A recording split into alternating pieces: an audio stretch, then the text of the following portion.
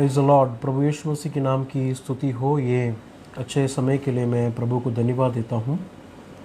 फिर से ये ग्रुप में proclamation of the gospel and discipleship ये सब्जेक्ट को रखकर बात करने के लिए प्रभु ने मेरे जीवन में दिया हुआ इस अच्छे समय के लिए मैं प्रभु को धन्यवाद देता हूँ। इस ग्रुप के एडमिन पास्टर एनिन शैमुएल को भी मैं तहे दिल से उनको धन्यवाद देता हूँ। प्रभु उनको और उनके परिवार वहाँ पर उनकी सेवकाई को परमेश्वर आशीष और बरकत दे। आज जो है हम लोग ने पिछले 2 हफ्ता में जो सुना था उसके कंटिन्यूशन 3rd पार्ट है।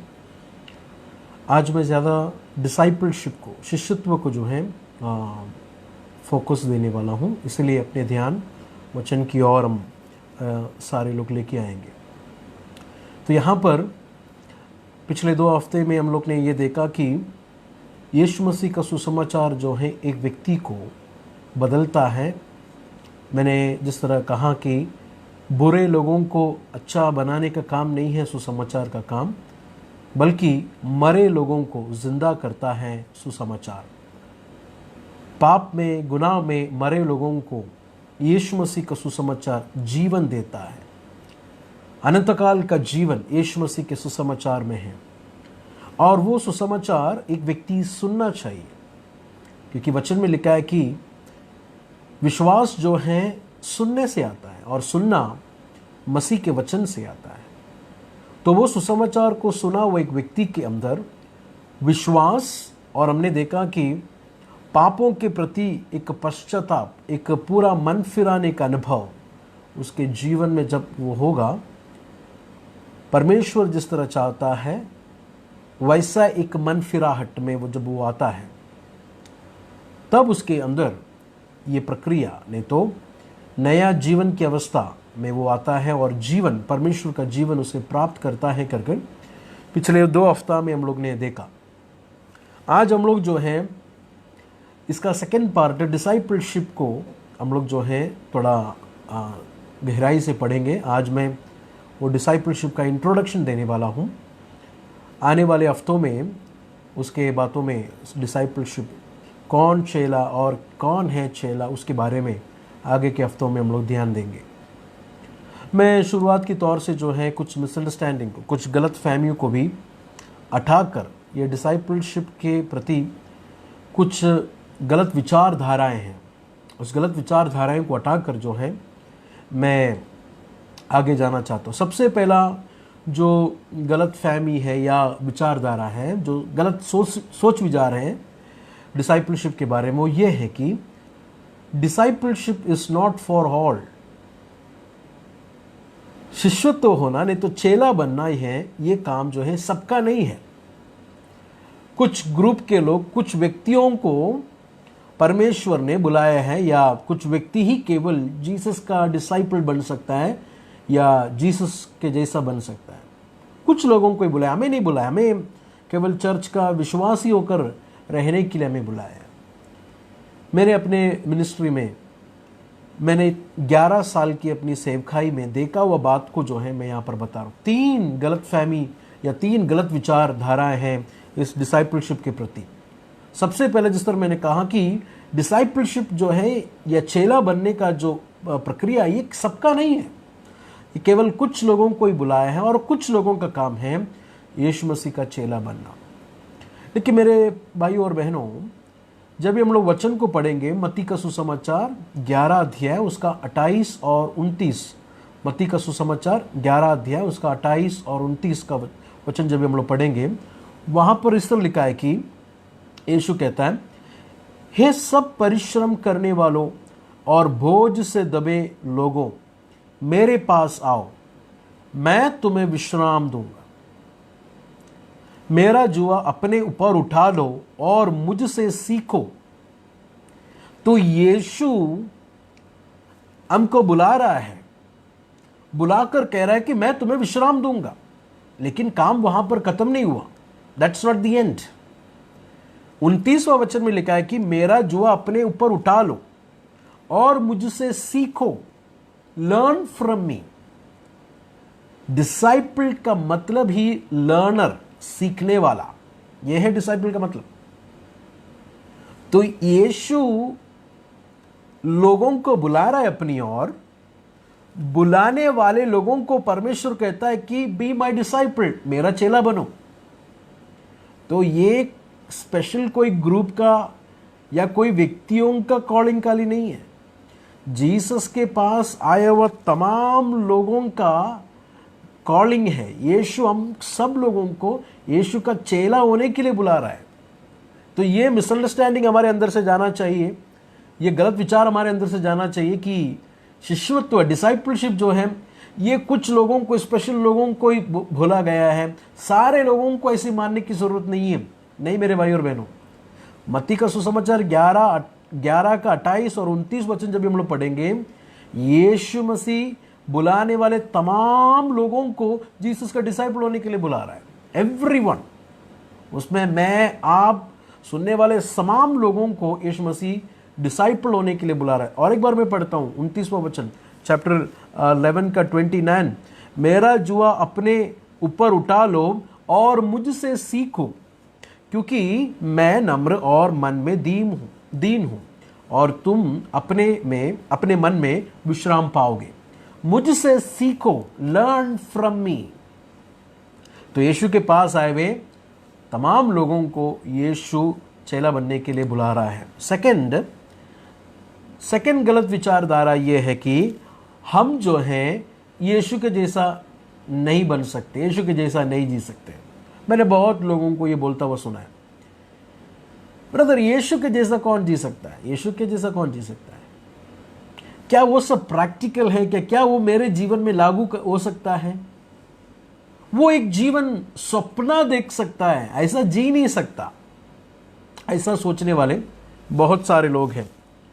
लेकिन मेरे भाई और बहनों, यीशु मसीह का सुसमाचार सुनकर दिल के अंदर परिवर्तन होकर जिस व्यक्ति के अंदर नया जीवन मिला है, उसी को ही केवल यीशु मसीह जीसस के जैसा, नहीं तो प्रभु का वचन यीशु के जैसा होने के लिए बुला रहा है।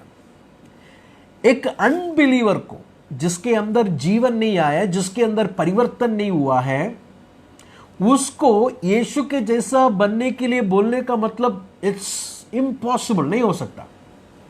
एक मिसाल की तौर से, एक सांप के बच्चे को अगर हम लोग उड़ने के लिए बोलेंगे तो वो उड़ नहीं सकता। क्यों?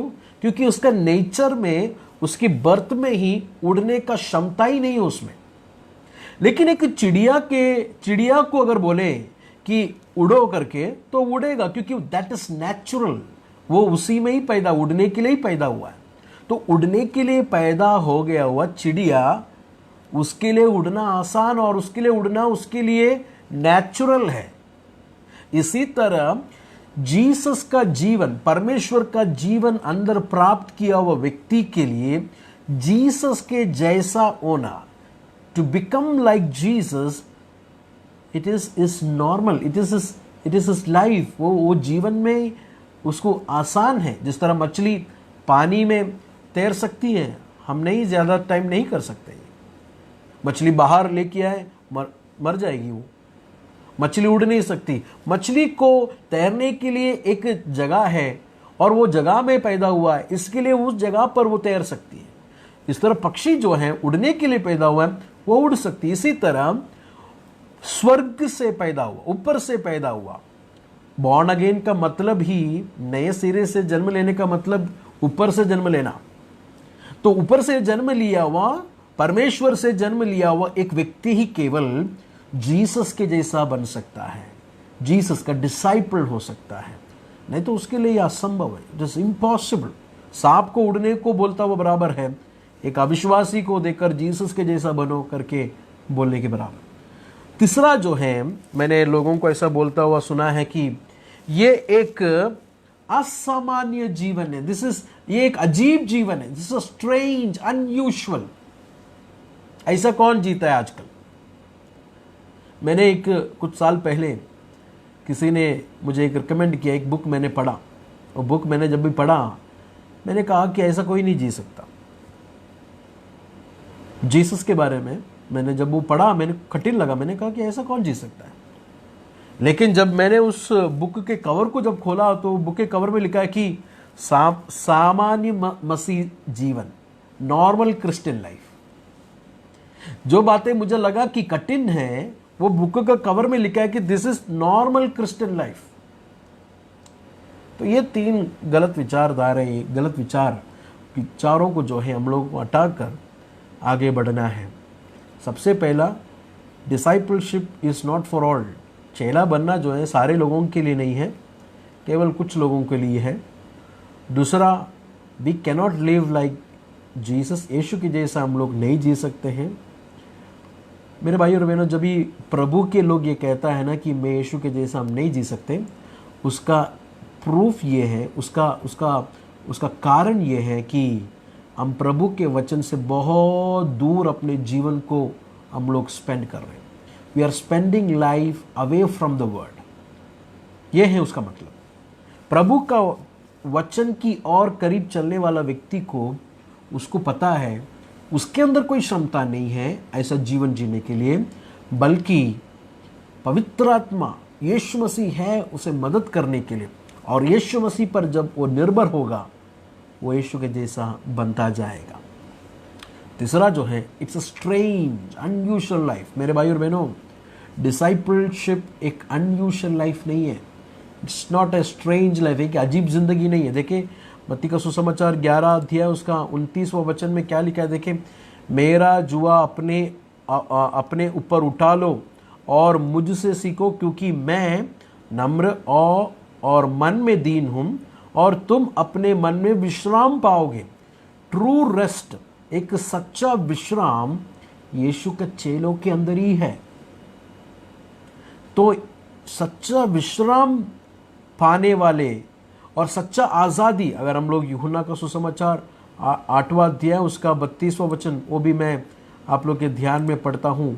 यूहन्ना का सुसमाचार 8वां अध्याय उसका 32वां वचन 31 और 32 में यीशु मसीह यहूदियों से इस तरह कहता है। मैं पढ़ता हूँ उसे। तब यीशु ने उन यहूदियों से जिन्होंने उनकी प्रति विश्वास लाई कहा, यदि तुम मेरे वचन में बने रहोगे तो सचमुच मेरे चेले ठहरोगे और सत्य को जानोगे, और सत्य तुम्हें स्वतंत्र करेगा, सत्य तुम्हें आजाद करेगा। तो दिस इज ये एक स्वतंत्र जीवन है। There is freedom in this life. यहां पर आजादी है ये जीवन में, डिसाइपलशिप में। बहुत लोग सोचते हैं कि ये रूल से भरा हुआ, रिस्ट्रिक्शन से भरा हुआ जिंदगी, आजादी चले जाता है ये जिंदगी में, आजादी नहीं रहता है। लेकिन सच में जीसस का चेले लोगों को आजादी है। यहां पर यीशु कह रहा है, अगर तुम मेरे चेले बनेंगे, तुम्हें आजाद होगा, तुम्हें सच्चाई को मालूम पड़ेगा और तुम आजाद होंगे, तुम स्वतंत्र हो जाएंगे। सो ट्रू फ्रीडम में हमें परमेश्वर बुला रहा है, ट्रू लाइफ में हमको बुला रहा है। अगर हम लोग मत्ती का सुसमाचार 7वां अध्याय में लिखा है कि जिंदगी की ओर का रास्ता जो है सुकड़ा है, लेकिन ये रास्ता सुकड़ा है, कठिन है, लेकिन ये रास्ता कहाँ लेके जाता है? हमें जिंदगी की ओर। और वचन में ऐसा नहीं लिखा है कि बहुत सारे मिलेंगे यार, ये रास्ते में बहुत कम मिलेंगे। लोगों को पसंद नहीं है ऐसा टीचिंग। आजकल हमारे मीडिया ओपन हुआ है, 3-4 महीने से जो है अलग अलग माध्यमों से प्रभु का वचन बांटा जा रहा है। मैं उस सब के लिए मैं प्रभु को धन्यवाद देता हूँ।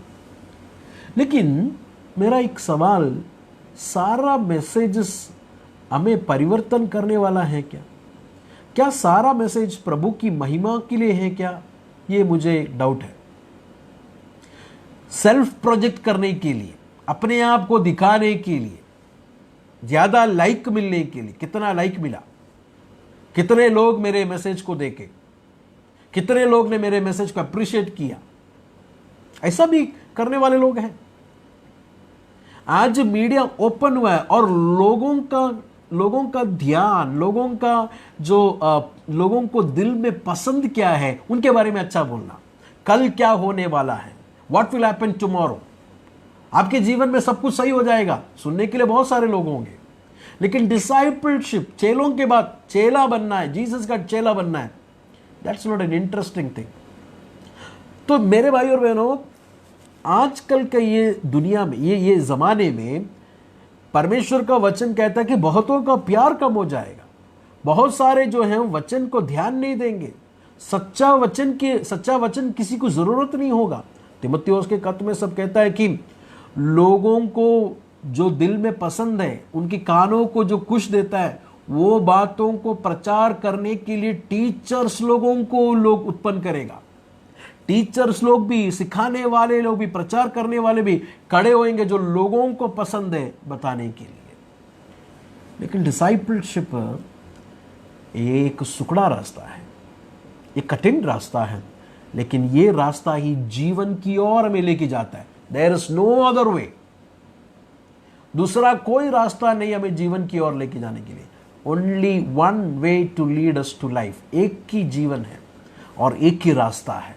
तो मेरे भाई और बहनों, this is very important teaching. ये बहुत ही ज़रूरत है आजकल के चर्च के अंदर, लोगों के अंदर ये सीखना बहुत ज़रूरी है कि we need to become the disciple of Jesus Christ, committed disciple of Jesus Christ.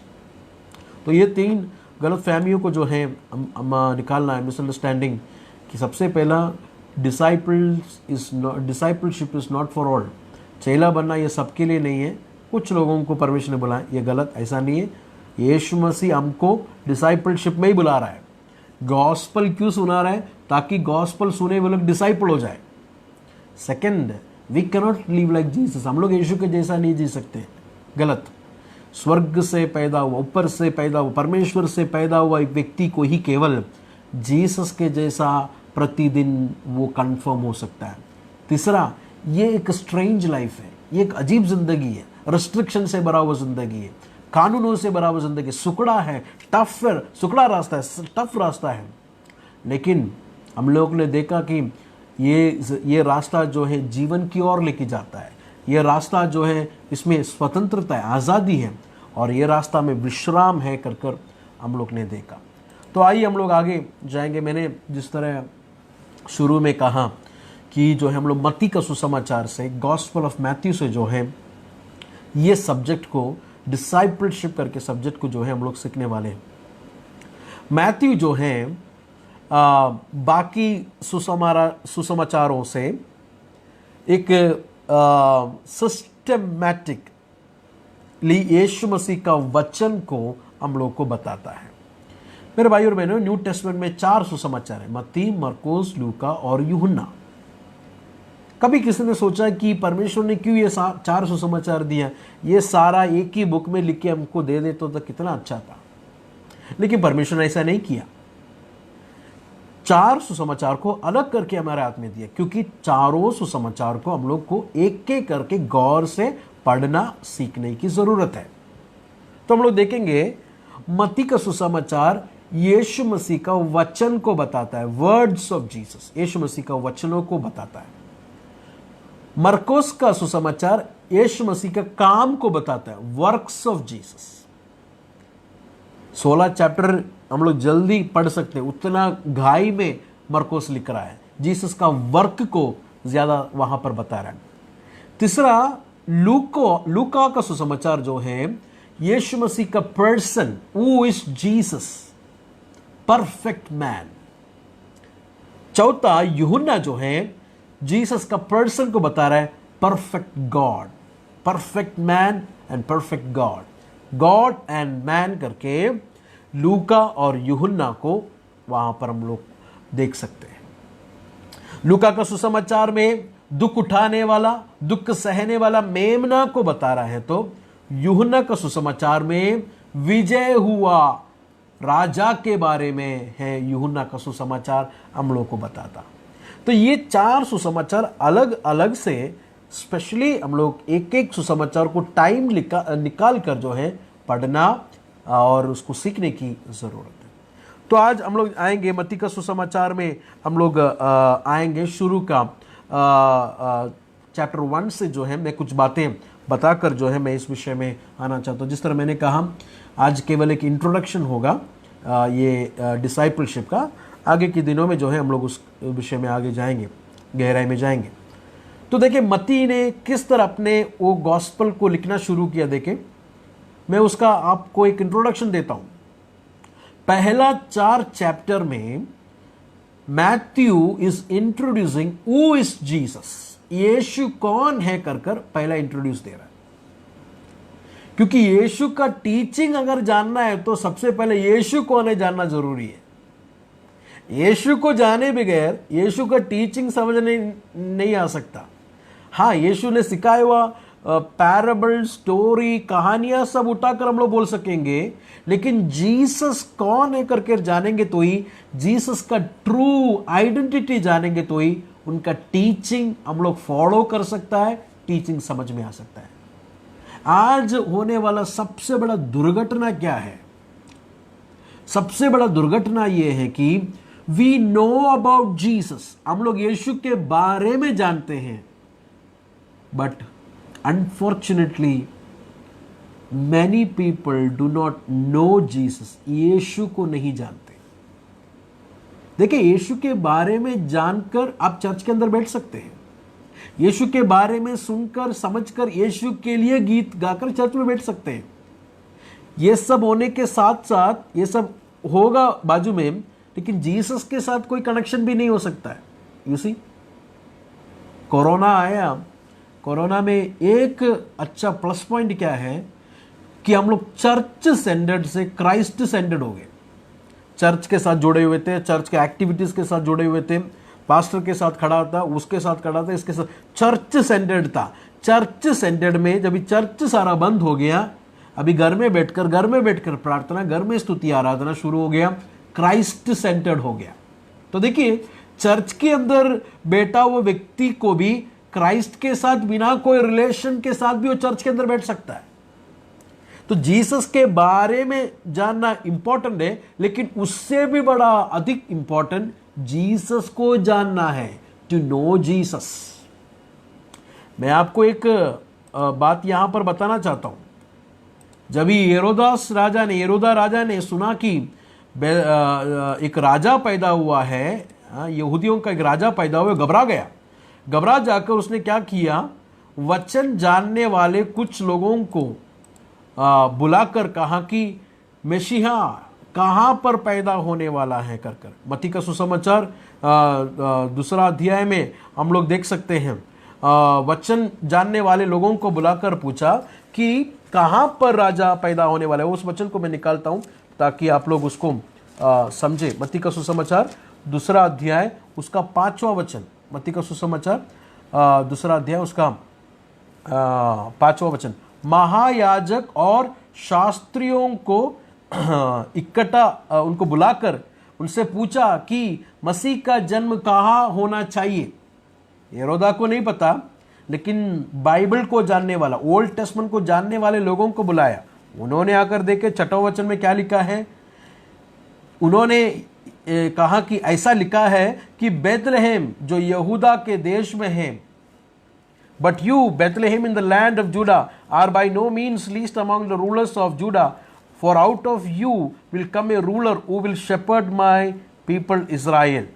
Mika 5 का 2 और 4 वचन ओल्ड टेस्टमेंट में से लेकर वचन को जानने वाले, मेशिया के बारे में जानने वाले ये लोग ने हेरोदास को क्लियर आंसर दिया, परफेक्ट आंसर दिया किधर पैदा होने वाला है।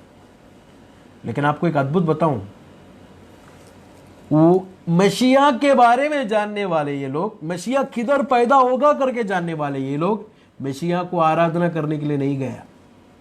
मसीहा के साथ कोई कनेक्शन नहीं है, मसीहा के साथ कोई बंधन नहीं है।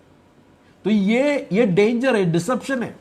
कोई गुमराह नहीं होना, कोई आपको भरमाने नहीं पाए। मेरे भाई और बहनों, जीसस के बारे में मैं जानता हूं, इसका मतलब यह नहीं कि मैं जीसस को जान लिया। जीसस के बारे में जानने वाले बहुत सारे लोग दुनिया में हैं। Does that mean they know Jesus? तो सबसे प्रथम काम, सबसे प्रथम इंपॉर्टेंट बात यह कि I should know who is Jesus personally. व्यक्तिगत तौर से मुझे यीशु को जानने की जरूरत है। फिर और उसे जानने के लिए यीशु के बारे में मैं समझता हूँ, वचन से पढ़ता हूँ। तो जीसस को जानिए, जीसस के बारे में जानिए। ये डिफरेंस आप लोगों को समझ में आया कर मैं विश्वास करता हूँ। तो ठीक है, हम लोग आएंगे मत्ती का सुसमाचार में। मैं जल्दी जाता हूँ। तो मत्ती का सुसमाचार में सब पहला 4 चैप्टर में जीसस कौन है करके मत्ती हमको बता रहा है। सबसे पहला चैप्टर में यहूदियों का वंशावली से मत्ती ये प्रूव कर रहा है कि यीशु मसीह जो है ओल्ड टेस्टमेंट पुराने नियम में वादा किया वह मिशिया है। Is the promised Messiah. वंशावली को लेकर हमने पहला चैप्टर में हम लोग देखते हैं कि वंशावली को लेकर, जीनियोलॉजी को लेकर जीसस इज द अपॉइंटेड मिशिया कर प्रूव किया। सेकंड, हमको मालूम है कि ज्योतिषों ने यीशु को आराधना किया, यीशु के सामने जो है गिफ्ट को रखकर उन्हें वर्शिप किया कर हम लोग देखते हैं। अन्य जातियों ने गवाही दिया कि यीशु मसीह राजा है। सबसे पहले यहूदियों ने तो यहूदियों का वंशावली से ये स्थापित किया कि यीशु मसीह ओल्ड टेस्टमेंट में प्रूव किया मसीहा है। दूसरा, अन्य जातियों ने गवाही दिया यीशु मसीह मसीहा राजा है कर।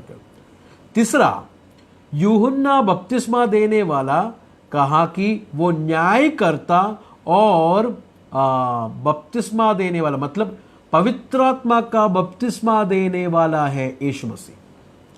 जो मेरे पीछे आता है वो मेरे से जोरावर है, वो मेरे से पहले था। जो मेरे पीछे आता है वो मेरे से पहले था। बहुत ब्यूटीफुल रिप्रेजेंटेशन है।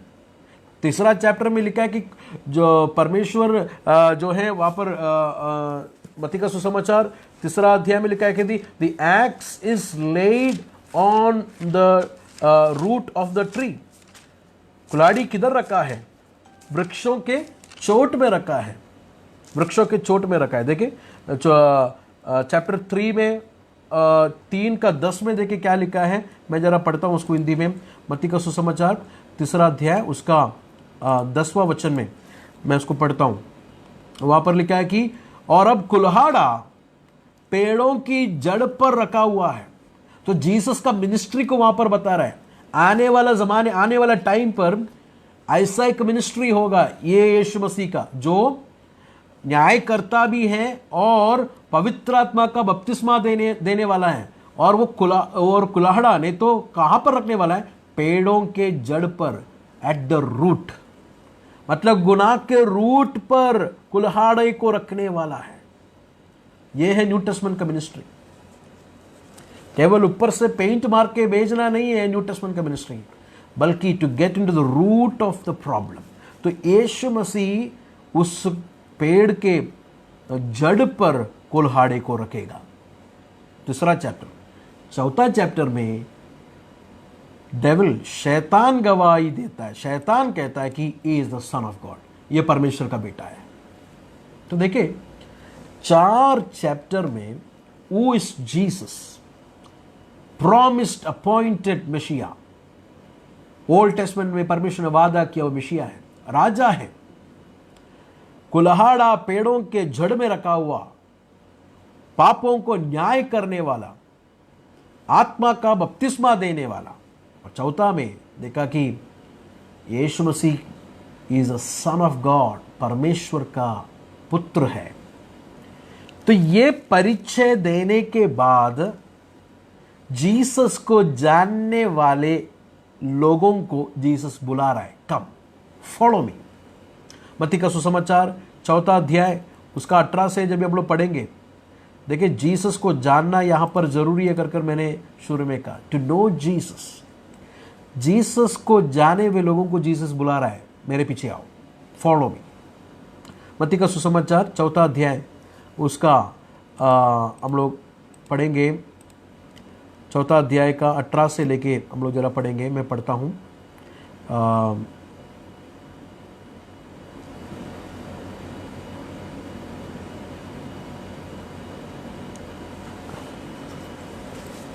माफी चाहता हूं, एक सेकेंड। मत्ती का सुसमाचार चौथा अध्याय उसका 18 से।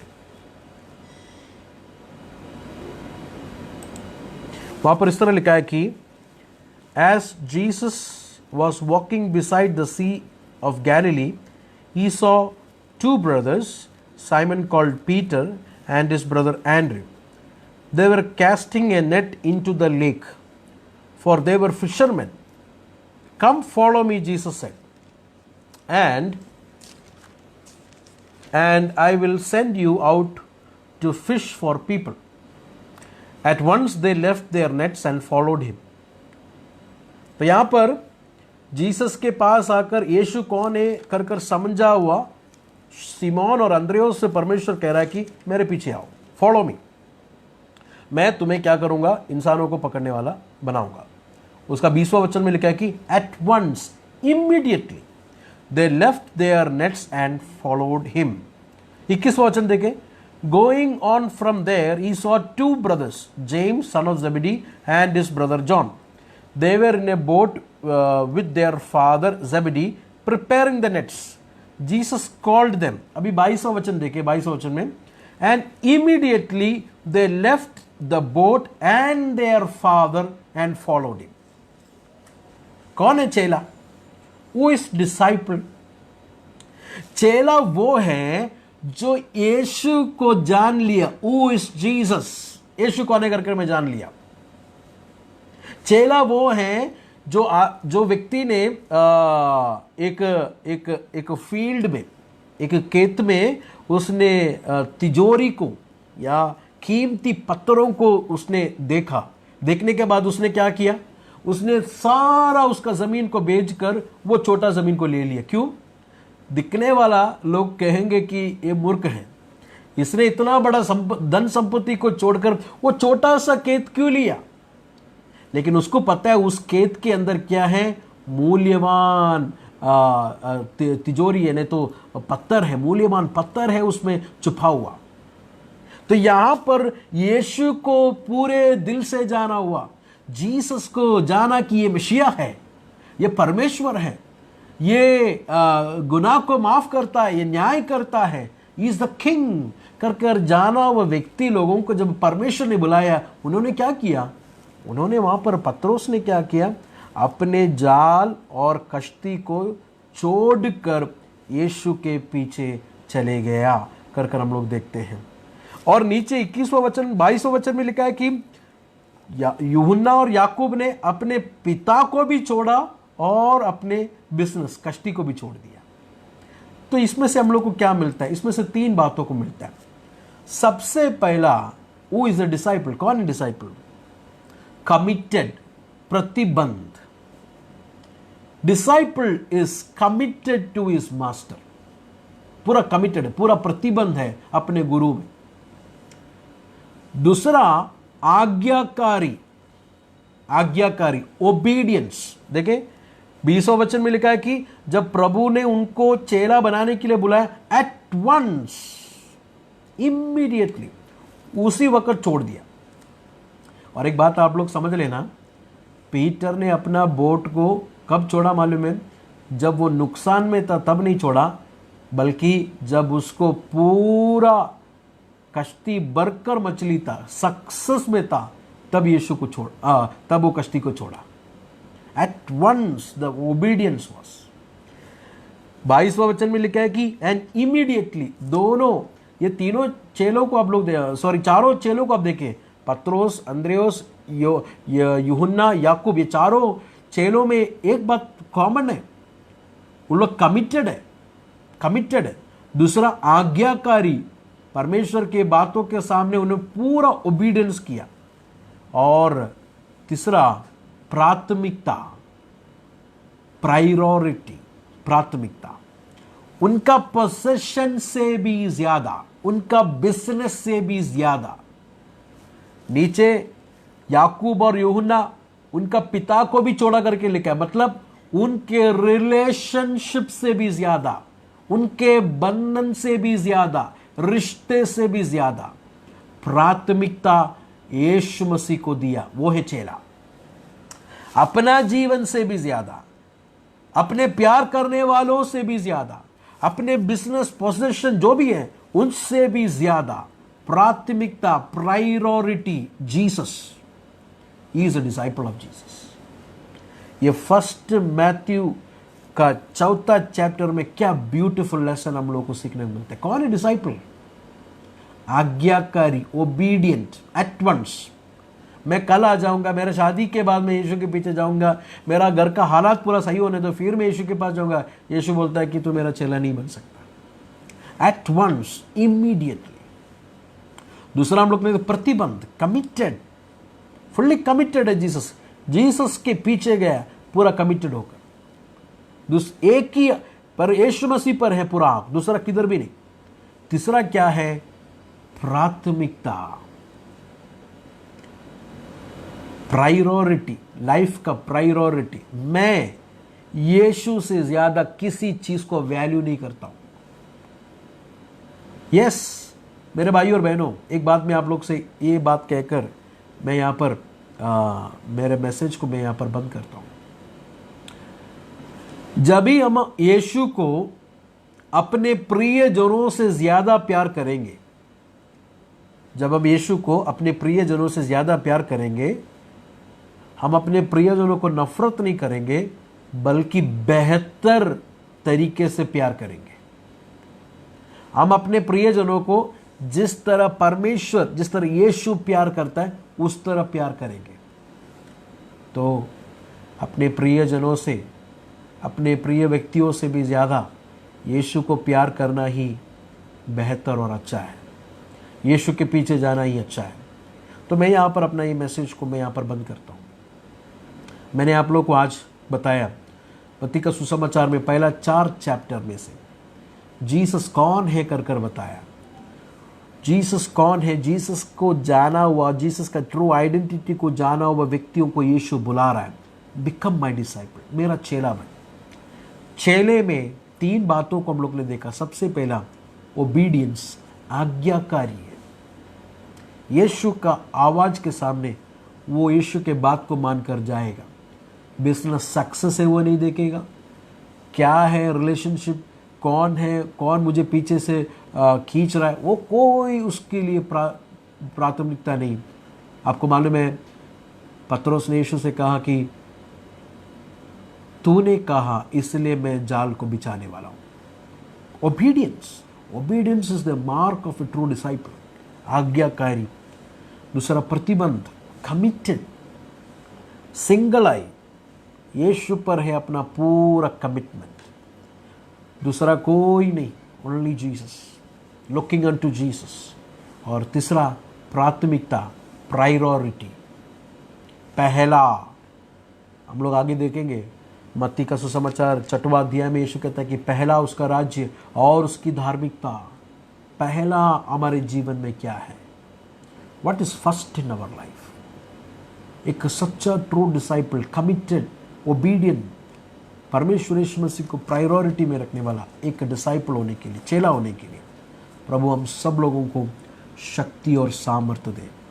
मेरे भाई और बहनों, this calling is for everyone. सारे लोगों को परमेश्वर बुला रहा है, कोई स्पेशल ग्रुप के लिए केवल नहीं है।